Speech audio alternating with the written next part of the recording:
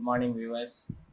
And I would like to thank you for watching my previous video about the regulatory challenges in in the compilation of the DMF, and as well as in the compilation of the in submission of the DMF with regulatory requirements and selection of the starting materials from the selection of the starting material through development and stability studies controls.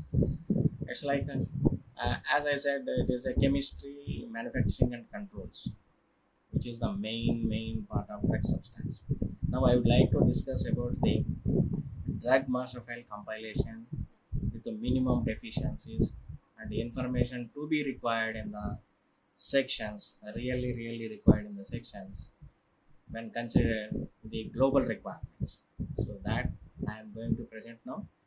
So in the drug master file, actually, what is drug master file and what is regulatory affairs?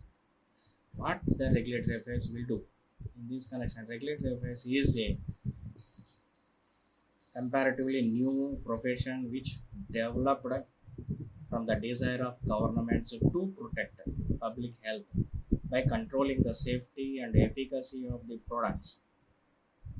Areas including pharmaceuticals, veterinary medicines, medical devices, pesticides, agrochemicals, cosmetics, and complementary medicines. See, it is a basic government requirement after facing many challenges, many problems, many medicines given some adverse effects, and which may give adverse effect on the people when we take the high dose. So right dose is a right medicine. Okay, so that's why I say the compilation information providing in the DMF is main important. Now, why to regulate? All substances are poisons. There is none which is not a poison. The right dose differentiates a poison and a remedy. That is medicine. It is, as I said, if the medicine is taken more than the recommended dose, it will become a poison, and all medicines are poisons, as we know that.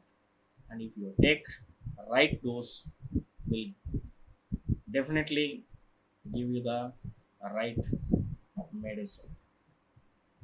And why regulation is required?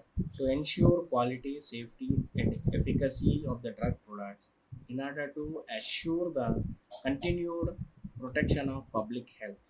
And no drug product is completely safe or efficacious in all circumstances. But there is a moral as well as the legal expectations that appropriate steps are taken to assure optimal quality, safety, and efficacy by the producers concerned, benefit versus risk. This is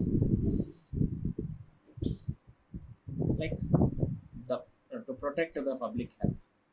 The medicines has to be prepared with respect to quality and safety and efficiency of the drug product when we take into the our body. So it should act as a medicine and will give you the cure for that diseases. The drug master file comprised documental arrangement of a information on drug substance, general information, administration information, and technical information.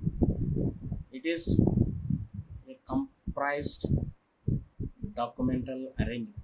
That means each document, whenever we are providing document, correct, accurate, and a document arrangement in a manner such that the complete information should also be a part of the drug master file to get release of approval. In the drug master file, it is a type 2 DMF format as far as US concerned, and type 1 drug master file as far as Canada concerned, and other areas it is called as a, some people will call as ASMF in Europe, and MF in US, sorry, MF in WSO, and all other areas API, MF, DMF, we are calling it as that. And type 2 DMF format is prepared, that in common technical document, which is ICH. So ICH M3 guidelines, and these guidelines has developed by the appropriate expert ICH working group, and has subjected to consultation by the regulatory parties in accordance with the ICH processes. At step number 4 of the process of the final draft is recommended for adoption to the regulatory bodies of the European Union, Japan, and US. And CTD is divided into modules, namely Module 1 Administrative Information and Prescribing Information, Module 2 Quality Overall Summary, Module 3 Quality, Module 4 Non-Clinical Studies, and Module 5 is Clinical Studies. So, in these 5 modules are recommended for drug substance and as well as the drug products. Now we will talk about Module 2, Module 3. In this Module 2 and Module 3 is related to the drug substance. So, we will talk about that now. In the Module 2 and Module 3, there are 7 sections. Main sections are there. In these main sections, 3.2.S.1 is a general information where we have to provide the general information about the drug substance, and S.2 is a manufacture. We will give the manufacturing process, manufacturer details, manufacturing process, controls, everything should be given in this. And S.3 characterization, we have to give the characterization of the drug substance, and I'll also discuss about the impurities in this characterization section. S.4 is like control of drug substance, and S.5 reference standards or materials, and S.6 container closure system, and S.7 is stability, and S.3.2.R regional information, which is applicable for only US market. Now we will detailedly we will discuss about the what is all these 7 sections and information to be provided, and also we need to discuss what are all the subsections are available in this. As I said, so in the general information, 3.2.S.1.1 is a nomenclature where recommended international non-proprietary name is given, compoundal name, chemical names, laboratory codes, and cash number, and therapeutic category will give in this section. And S.1.2 structure. We have to give the structural representation of the molecule, chemical formula, molecular weight. In this section, if the molecule is available in pharmacopoeia, we need to represent the molecular formula, molecular weight, and molecular structure as per that. And if non-pharmacopoeia, we have to give the correct structural formula about it. And then S.1.3 general properties. In this general properties, when we consider it, the global regulatory requirements, like including Brazil and China,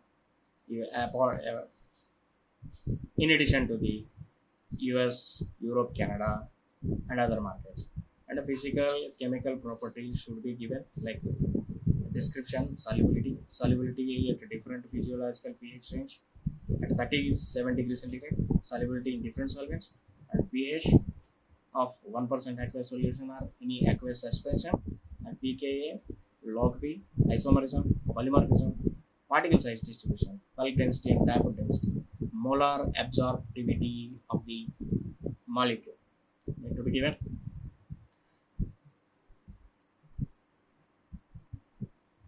3.2.S.2 section, it's a manufacturer. In the manufacturer, there is a S.2.1. So manufacturer.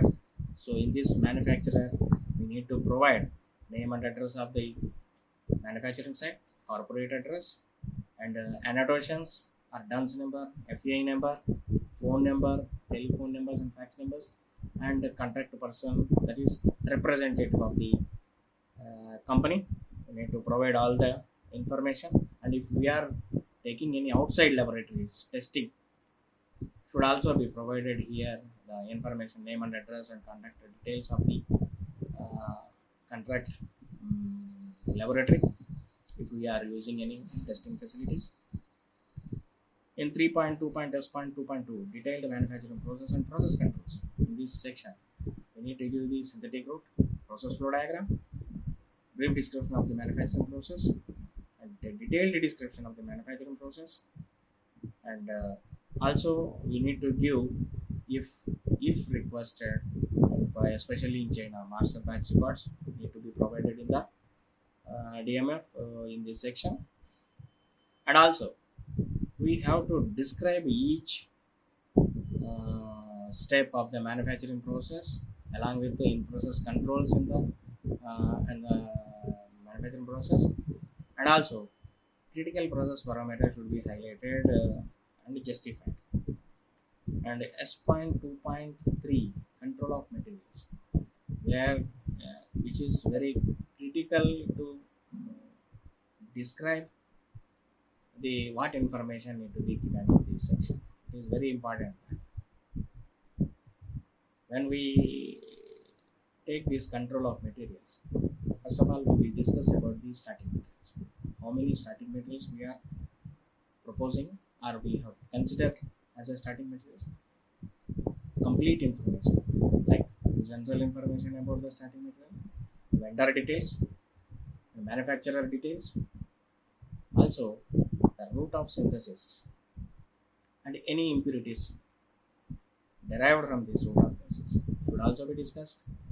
And also, what is the fate of those impurities in the subsequent downstream process, and mainly identification by two different techniques should also be included, and potential impurities SA, where these are all discussed. Even there are lacunas when we go to the regulatory authorities, because the information which we are giving it in current scenario is not sufficient to define the starting material. And also, we need to justify why this is a starting material in our process, why it is not an intermediate, what measures we are taking is also very important.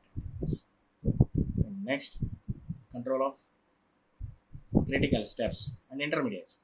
When we come to the control of critical steps and intermediates, it is not so simple to discuss, because control of critical process and critical attributes and critical process parameters should be justified.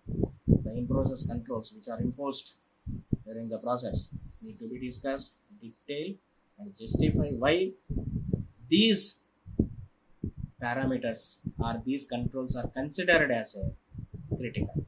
And also critical process parameters like temperature, pH adjustment, like duration of the treatment, and carbon treatment, or any other parameter which we discussed.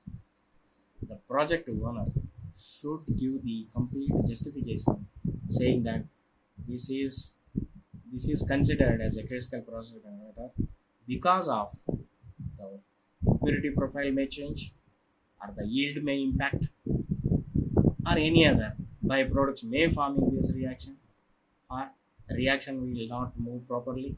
Like this, we need to discuss in detail about the critical process parameters and critical quality attributes. And also, we need to give the in-process specifications and test processes, and intermediate specification and test processes, and COA. In the 2.5, next, process validation and evaluation. In the process validation and evaluation, we need to give the process validation, prospective process validation on 3 batches for each stage.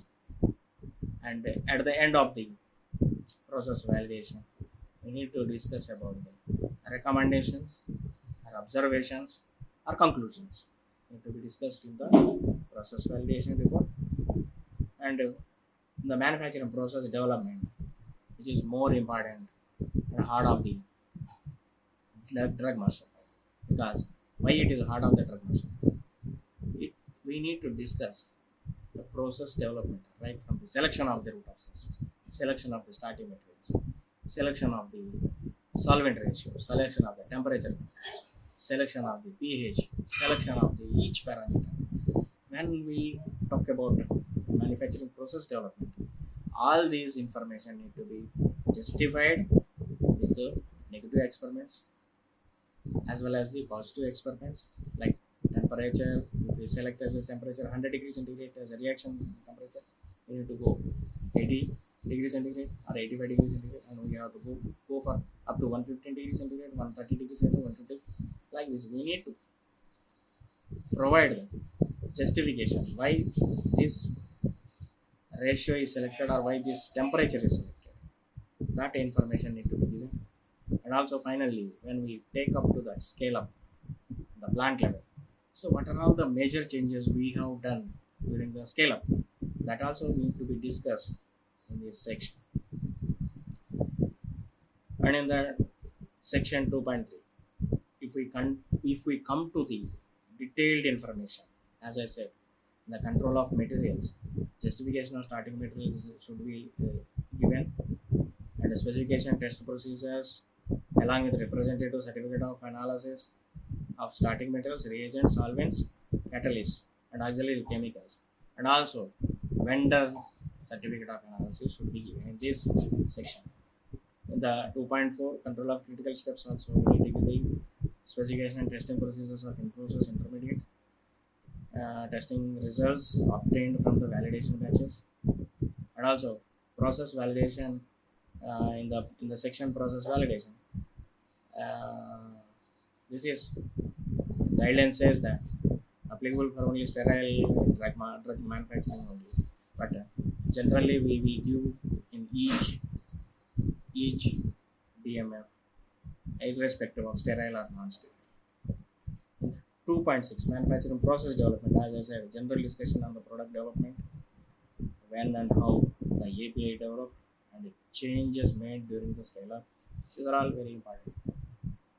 And also, if we go to the characterization, in these two subsections are there. S.3.1, structural elucidation and other characteristics. In this characterization, you know that characterization of the API by manufactured by process described in 2.2 section with the following spectral techniques like IR, NMR, mass, elemental, XRD, DSC. This is for polymorphism. If existing XRD, DSC, TGA need to be provided. Otherwise, all other elemental analysis, IR, NMR, mass, along with the interpretation and confirming that the manufactured API by the company is proven to be the molecule. The impurities. When we go to the impurities, discussion of all types of impurities should be included in detail for the following, including origin, elimination, and control. See, organic impurities.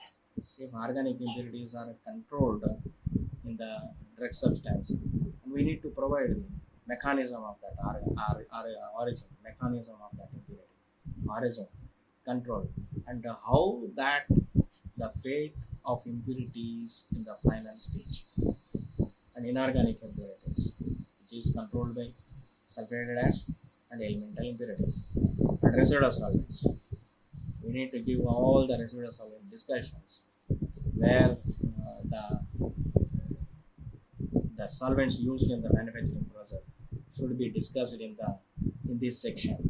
And metallic impurities are catalyst. If we use any metallic impurities or catalyst, those catalysts should be controlled in the API specification as per current regulatory requirements, and also need to be validated the process by the validated elemental impurities method by ICP-MS or ICP-OES should be provided, and results from the as per ICH Q3D elemental impurities should should also be provided in this, even though if those metals are not used in the process.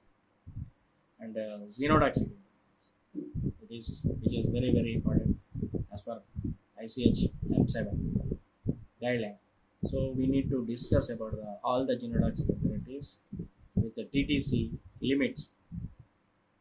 Okay, in this TTC limits, we have to provide all the information, all the structural alerts impurities should be controlled, and the total genotoxic impurities should also be controlled as per ICH M7 guideline.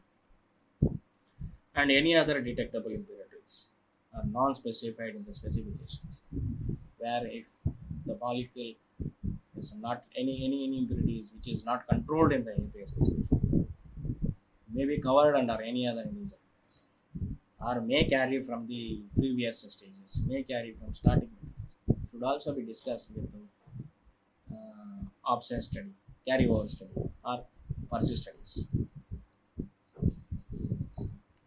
Control of materials. This point 4 section is control of drug substance.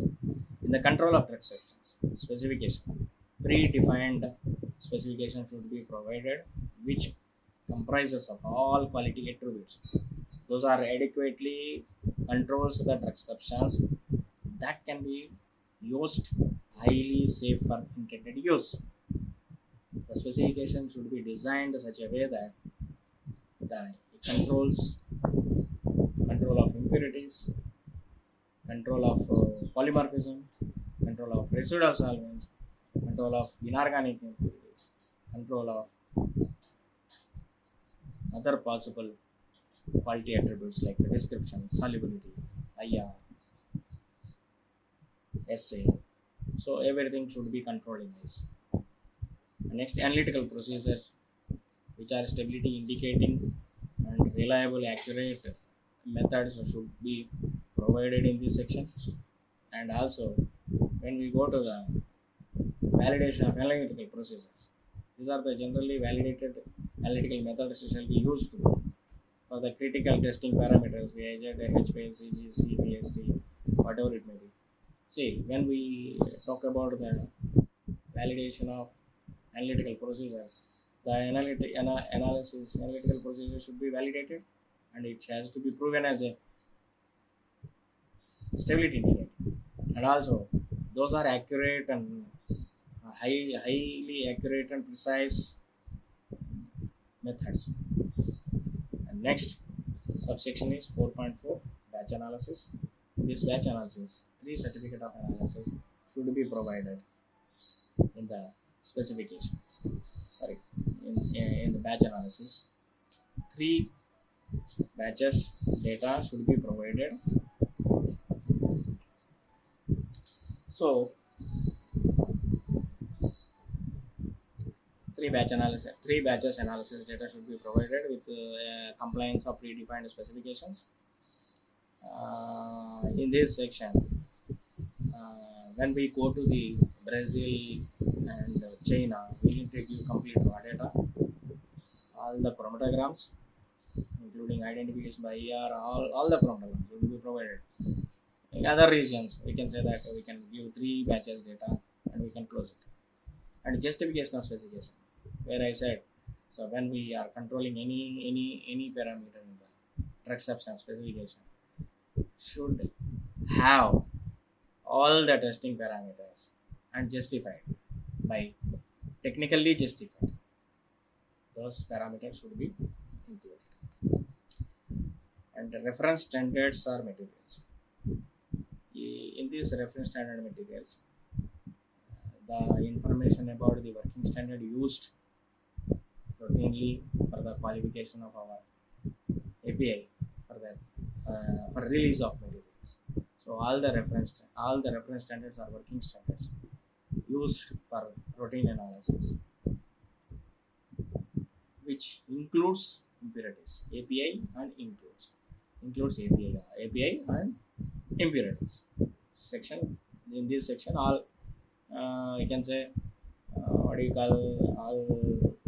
characterization, certificate of analysis, of working standards of API and as well as the impurity should be provided in this section. Yes.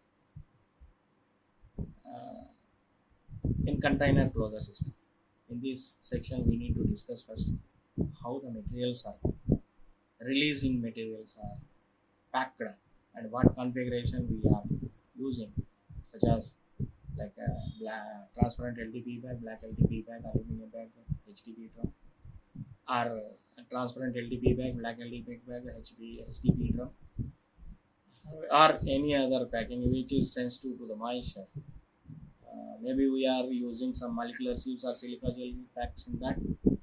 That also be discussed in this, and also provide all the specification and testing procedures of primary, secondary, and tertiary packaging materials, and also we need to provide food grade certificate for uh, primary packaging materials used to pack the drug substance.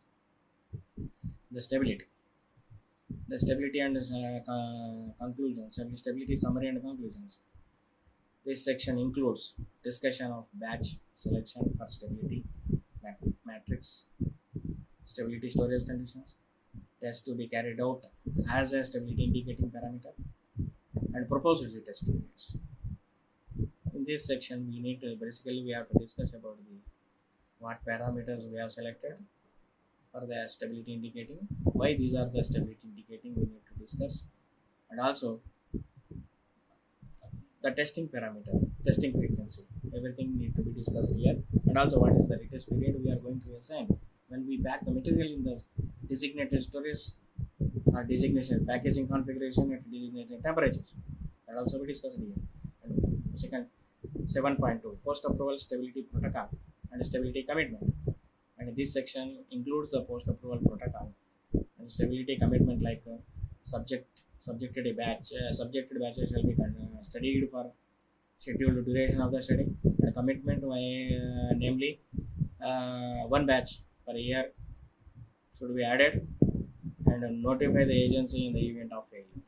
These three commitments need to be given when we go to the 7 post approval stability protocol and stability commitment. And finally, this is just 7.3 is the stability data. We need to provide the stability data of 3 batches minimum, and stability data of 3 batches with the long term and accelerated, and as well as the annual batches if we have the data. And finally, regional information which is applicable for only US market. We need to provide executed batch records for at least one representative batch which is representing our current manufacturing process or validated process. So, any questions you can post in my website or comment if you have any questions on this. Thank you for watching my video, and please like my video and view my video first and understand. If you are not able to understand anything, please get back to me with your comments. We are ready to answer you, and also share my video to your friends and regulators who is working on regulatory department. So I'm very happy to share this. Thank you very much. Thanks for once again for watching my video.